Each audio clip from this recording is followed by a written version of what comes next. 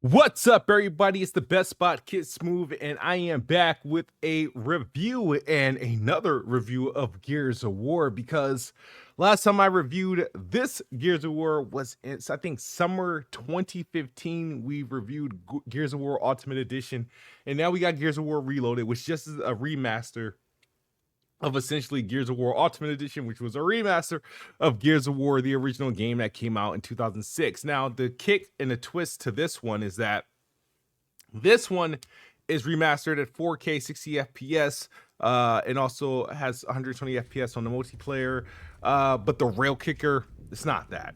The real kicker is that this is the first Gears of War game to launch on a PlayStation 5. Now, me, as an Xbox fan, I did not review this on a PlayStation 5, not playing it on a PlayStation 5.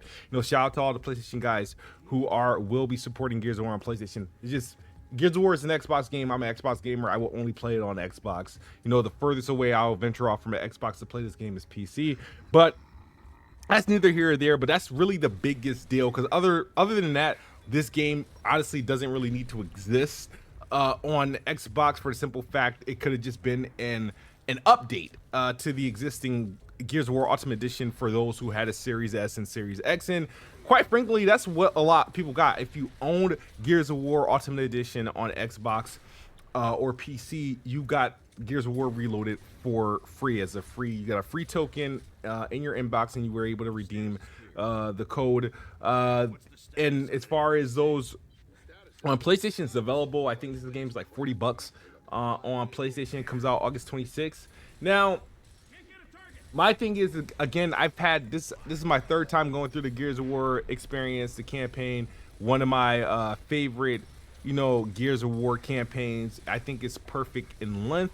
The combat to like story element, it was just a perfect balance. And I think anybody that's looking for just a nice, cool experience to play an action-packed game, you're gonna be greeted to a cool enemy type as the op. You're gonna be met with giant creatures mounted with like guns. You'll run into the Berserker, the Brumac, all that other stuff. Krill, mantises. It's a lot going on in this game. They introduce you to a lot of concepts, a lot of cool weaponry, a lot of cool gun stage layouts, and just a cool, awesome bro story that hits hard. So this is one of those cool games you're gonna get through in a weekend, and it's also probably best experience in a co-op setting, even though you can play dolo. Now, me reviewing this game, it's like I can't really say anything better, but I guess I got to say this, is that there's a lot of people that probably haven't experienced Gears of War. I mean, considering it's going to be the first time on PlayStation, for those who have been avoiding Xbox and PC for all these years and never touched a Gears of War game, well, here we are. Gears of War is a game that takes place on planet Sierra. You play as Marcus Phoenix. And if you're playing in co-op, Dom is the other person, his friend, his cog. There, something happens, you know what I mean? Obviously, we got E-Day coming next year. We'll find out what really happened on E-Day. But Gears of War, the first game, takes place, I think, some years after E-Day. Marcus gets out of prison because he's a veteran. He got some combat under his belt, and they need his help. And they're trying to figure out what's going on and how to destroy the Locust Horde. Because from what we know in this game, that the Locust Horde, they come from underground. They exist from underground somewhere. So they want to get into the belly of the beast, destroy it from within, and hopefully call it a day. But you'll find out in this game, not sure it's that simple. But as far as this game, the game is beautiful. It's pretty. It's always been beautiful. It's always been pretty. Some of the craziest concepts put together. And now we get to experience it in 4K, 60 FPS, HDR. There's some ray tracing in here. There's some UE5 love in here. And there's some good, tight performance in this game. So the campaign, honestly, is about, you can finish Gears in about maybe 6 to 8 hours, depending on difficulty mode. Might add another hour or so. If you're playing in co-op, you can probably beat it in one sitting. But it's a cool experience, and like I said, this game is probably best experience in co-op, especially this time around, because I've had some issues that I don't recall having in the last 2 releases of this game. Meaning, for the first time, I did play this game solo, hardcore difficulty, and hardcore difficulty is the difficulty before the hardest. I think you got easy, normal, hardcore, and then insane is like you can't get down, you just die, right? Which I plan to do a insane stream with Attic. So that's why I didn't play the original, my first playthrough on Insane. But you'll it's one of those campaigns that have a lot of replay ability. They have some collectibles, so this is definitely one of those games you could try to get, like, you know, a platinum trophy run at, but it's going to require some multiplayer multiplayer matches to do that as well.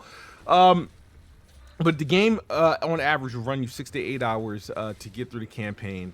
It's still a fun campaign. Again, the issues that I had with this version of the game is issues I did not experience in the original release.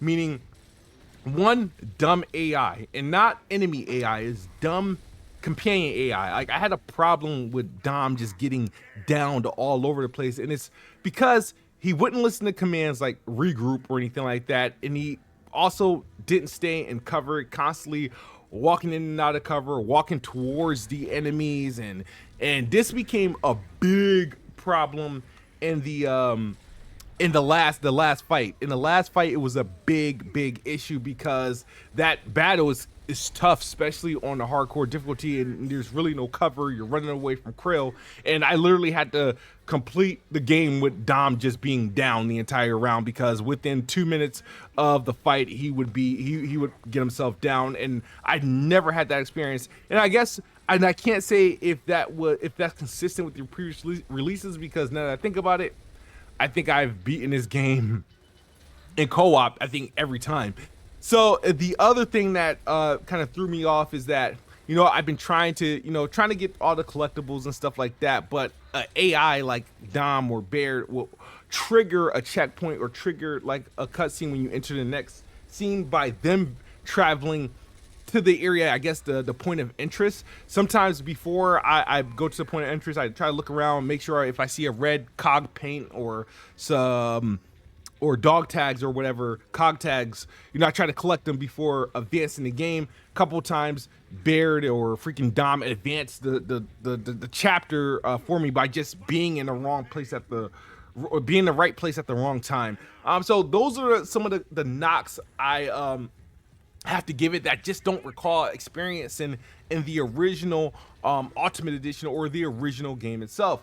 But as far as like the campaign, how it feels, how it looks, the game does not feel dated at all. I mean, if I felt right at home, everything felt right.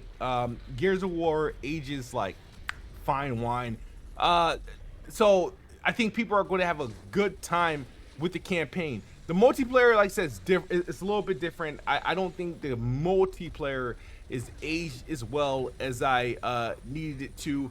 And that's mostly because I think I prefer the later Gears of War multiplayer experiences, even though in its heyday Gears of War multiplayer was fine in 2006, but every year they advanced it, you know. So Gears 2, Gears 3, obviously 4 and 5 were awesome multiplayer experiences, and they are a bit more modern and easier to digest. I think the classic Gears of War isn't so much, but as for overall package, this game is gonna only cost you what, $40 if you're on PlayStation.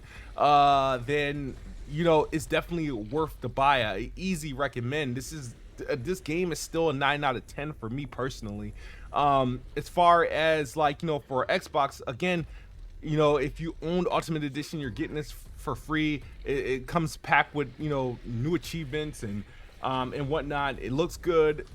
It's definitely worth playing. It's on Game Pass if you didn't own the game. So definitely check out Gears of War Reloaded. I think PlayStation fans are in for a treat, but Xbox, the treat for you is even sweeter. And I definitely recommend. I'm going to, you know, play through the campaign once more again, because I do think this is one of the more fun campaign experiences I've had in the Gears of War franchise. Run a couple multiplayer, probably play multiplayer till I get to a level 25 and then probably call it quits.